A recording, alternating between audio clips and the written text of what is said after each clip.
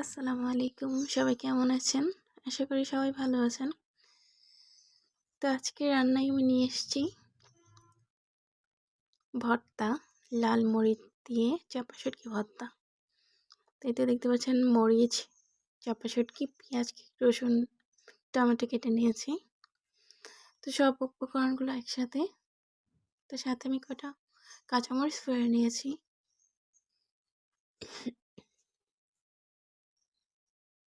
তো সব উপকরণগুলো দেখিয়ে দিলাম। জানি না কেমন হবে। তো দেখতেই থাকেন। এই তো ফ্রাই প্যান বসিয়ে আমি কিছুটা তেল দিয়ে দিলাম। পেঁয়াজ, রসুন, কাঁচামরিচ ফাড়া দিয়ে দিব। তো কিছুক্ষণ নেড়ে চেড়ে দিব।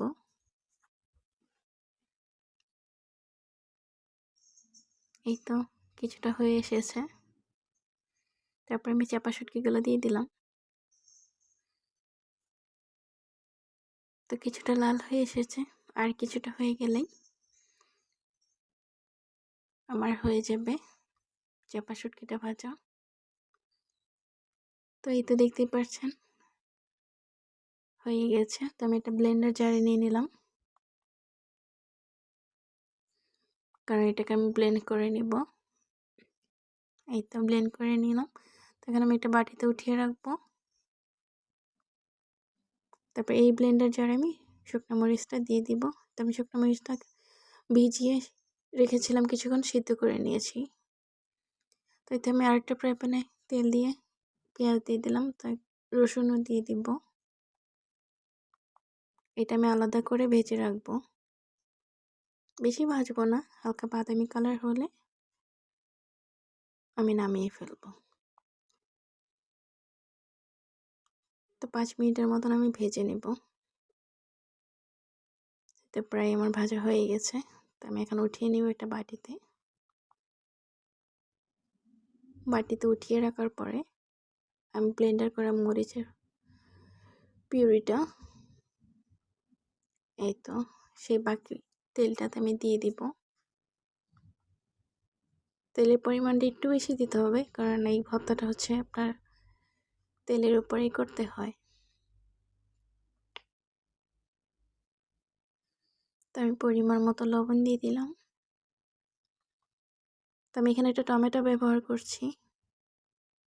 ভর্তার টেস্টটা একটু অন্যরকম হবে। তো আমার কাছে ভালো লাগে, জানি না কার কাছে কেমন। যদি কেউ না চান তো স্কিপ করতে পারেন। তো আমি ভেজে রাখা পেঁয়াজটা আমি এখানে দিয়ে দিলাম। অনেকে কাঁচা দেয়, তো আমার কাছে মনে হয় এইভাবেই বেশি মজা হয়, তো আমি এইভাবে দিই। তো পেঁয়াজটা দিয়ে আমি নেড়ে চেড়ে নিব।